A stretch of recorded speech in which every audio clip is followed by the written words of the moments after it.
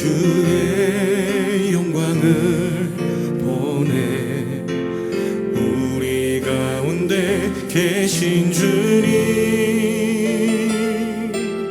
그 빛난 영광 온 하늘 덮고 그 찬송 온 땅 가득해 주의 영광을 보내 찬송 가운데 서신 주님의 얼굴은 온 세상 향하네 권능의 팔을 드셨네 주의 영광 이곳에 가득해 우린 선해 주님과 함께 찬양하며 우리는 전진하리 모든 열방 주 볼 때까지 2024년 5월 31일 금요일입니다. 5월의 마지막 날이네요. 예, 날씨가 별로 좋지 않아서 좀 이 늦은 봄에 그 어떤 화려함이 있는데요. 그걸 좀 누리기가 좀 아쉽네요. 그죠? 예. 그래도 하나님의 말씀은 영영이 살아 있어서 우리에게 은혜를 주시는 줄로 믿습니다. 날씨는 그래도 말씀 안에서 또 은혜 얻고 힘있게 시작하는 금요일 아침이 되었으면 참 좋겠습니다. 오늘 주시는 말씀은 히브리서 12장 14절부터 21절까지의 말씀입니다. 우리 말씀 함께 봉독하십시다. 14절부터 21절까지입니다. 모든 사람과 더불어 화평함과 거룩함을 따르라. 이것이 없이는 아무도 주를 보지 못하리라. 너희는 하나님의 은혜에 이르지 못하는 자가 없도록 하고 또 쓴 뿌리가 나서 괴롭게 하여 많은 사람이 이로 말미암아 더럽게 되지 않게 하며 음행하는 자와 혹 한 그릇 음식을 위하여 장자의 명분을 판 에서와 같이 망령된 자가 없도록 살피라. 너희가 아는 바와 같이 그가 그 후에 축복을 이어받으려고 눈물을 흘리며 구하되 버린 바가 되어 회개할 기회를 얻지 못하였느니라. 너희는 만질 수 있고 불이 붙는 산과 침침함과 흑암과 폭풍과 나팔 소리와 말하는 소리가 있는 곳에 이른 것이 아니라 그 소리를 듣는 자들은 더 말씀하지 아니하시기를 구하였으니 이는 짐승이라도 그 산에 들어가면 돌로 침을 당하리라 하신 명령을 그들이 견디지 못함이라. 그 보이는 바가 이렇듯 무섭기로 모세도 이르되 내가 심히 두렵고 떨린다 하였느니라. 아멘. 오늘 말씀의 제목은 주님을 볼 수 있는 길로 가자. 주님을 볼 수 있는 길로 가자. 그 말은 우리가 마지막 날에 주님을 만나게 될 텐데요. 주님이 우리를 싫어하시는 만남이 되지 않아야 될 것 같습니다. 곧 그것은 심판의 만남이 아니겠습니까? 주님이 판결받으시는 자리는 수고하고 충성된 종들아. 이제 수고하고 그 무거웠던 짐을 다 내려놓고 이제는 쉬라 라고 하시는 그런 만남이 되기를 바라는 의미가 오늘 말씀 속에 있기 때문에 주님을 볼 수 있는 길로 가자 이렇게 한번 정해보았습니다. 중심 구절은 15절입니다. 너희는 하나님의 은혜에 이르지 못하는 자가 없도록 하고 또 쓴 뿌리가 나서 괴롭고 하여 많은 사람이 이로 말미암아 더럽게 되지 않게 하며 라고 하는 말씀 중심 구절이 되겠습니다. 오늘 말씀의 14절은 어떻게 시작합니까? 모든 사람과 더불어 화평함과 거룩함을 따르라. 이것이 없이는 아무도 주를 보지 못하리라 했습니다. 우리가 주님을 볼 수 있는 길로 감에 있어서 첫 번째 것은 무엇이겠습니까? 모든 사람과 더불어 화평함과 거룩함을 따르라 라고 하는 부분을 지켜가는 것입니다. 자, 뿐만 아니라 15절에도 보면 은혜에 이르지 못하는 자가 없도록 살피라 하는 말씀이 있고요. 또 15절 후반부에 보면 쓴 뿌리를 경계하라 라고 하는 말씀이 있습니다. 그 외에 음행도 조심해야 하고요. 무엇이 유익한지를 살피라고 하는 것입니다. 에서가 오늘 여기 에서가 등장하는데요. 에서가 어떻습니까? 배고픔 때문에 그만 자기의 장자의 그 직분을 팥죽 한 것에 팔아 넘겨버리잖아요. 이 작은 이익 때문에 큰 것을 놓쳐버리는 사람들이 참 많거든요. 하나님께서는 오늘 말씀 통해서 우리 자녀들이 그러한 얕은 이익에 눈이 멀어져 가지고 정말 좋은 것, 영원한 것을 잃어버리지 않기를 바라는 말씀을 여기 담았다 하겠습니다. 예, 제가 이게 목감기가 조금 오는 것 같아서 목소리가 좀 그런데요. 여러분 양해하십시오. 뭐 10분밖에 안 하니까 조금만 기다려 주세요. 주의할 것들을 조금 다시 한번 살펴보겠습니다. 오늘 말씀에 왜 이렇게 주님을 볼 수 있는 길로 가자라고 당부하느냐면요. 아직 우리는 하나님 앞에 이르지 못했어요. 그러니까 모세가 이스라엘 백성들을 산 아래에 두고 이제 호렙산에 올라가서 언약궤를 받아오는 그런 시기가 있었습니다. 언약의 돌판 받아왔죠. 자, 그때 사람들은 모세가 호렙산에 올라가고 난 다음에 무엇만 보았습니까? 그냥 구름이 있고 천둥 번개 치는 소리 뭐 그것만 보았다는 그 말이죠. 그죠? 근데 장차 그분 앞에 서게 될 때가 온다. 그래 지금은 아직 아니다 이 말이죠. 그죠? 그 말은 무엇이겠습니까? 좀 전에 시작할 때 말씀드렸던 것처럼 그 주님과 만날 때에 심판의 만남인지 축복의 만남인지 분명히 그때가 온다 그 말씀입니다. 그러니까 아직은 만나지가 않아졌다. 이제 그것을 만날 수 있도록 준비할 수 있는 기회를 우리에게 주셨다. 그것이 이제 예수 그리스도를 만나서 구원 얻은 겁니다. 자, 그런 구원의 은혜를 우리가 입어서 새로운 삶을 시작했고요. 그리고 이제 성장하고 성숙하는 이 과정을 살면서 살펴야 될 것이 두 개가 있는 것을 보게 됩니다. 그건 뭐냐면요. 은혜를 받은 다음에 그 은혜 주심의 이유에 합당하게 사는 거예요. 그게 뭐냐니까 오늘 14절에 있죠. 모든 사람과 더불어 화평함과 거룩함을 따르는 거예요.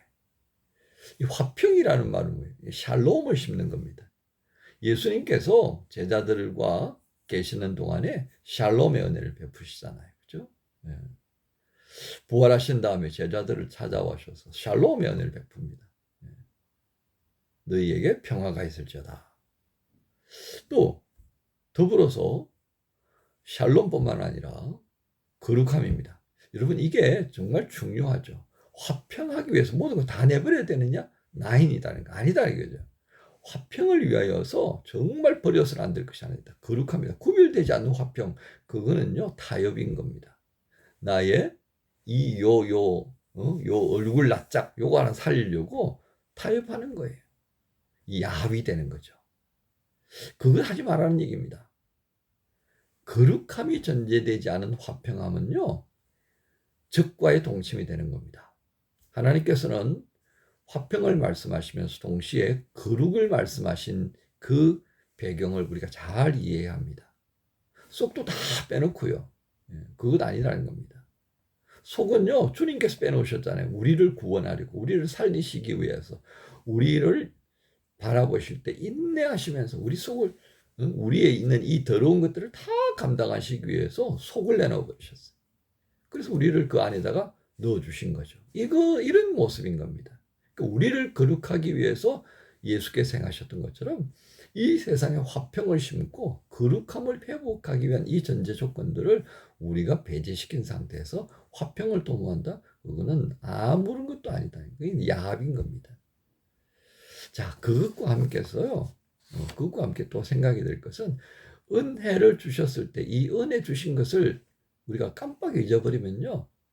무엇만 생각하는 겁니까? 화평을 생각할 수밖에 없어요. 거룩함으로 나가야 되는 겁니다.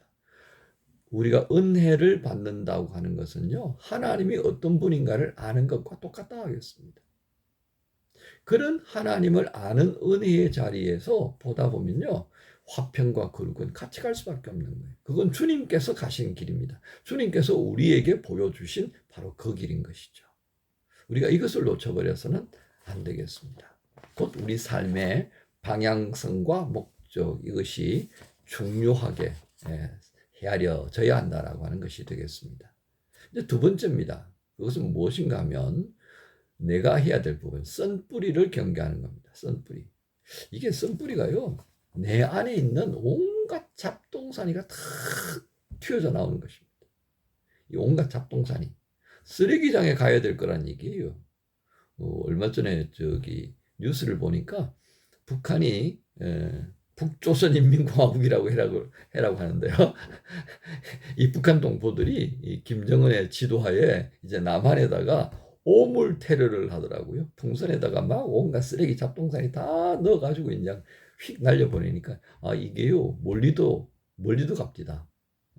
울산에도 떨어졌다고 그러나요? 정말 우스꽝스럽지 않아요? 온갖 쓰레기 냄새나는 오물을 다 담아가지고 풍선에 띄워가지고 그것이 이제 날라서 이제 남쪽 이곳저곳으로 막 떨어진다니 진짜 유치찬란하죠, 그죠? 예. 근데 그것이요, 그런 것이 내 안에서 나온다고 한번 생각해 보십시다. 정말 지저분하지 않겠습니까? 나도 싫은 거죠. 그런데 남들은 얼마나 더 싫어하겠습니까? 근데 이 쓴뿌리가요, 막 튀어나오는 겁니다. 때를 틈타가지고요.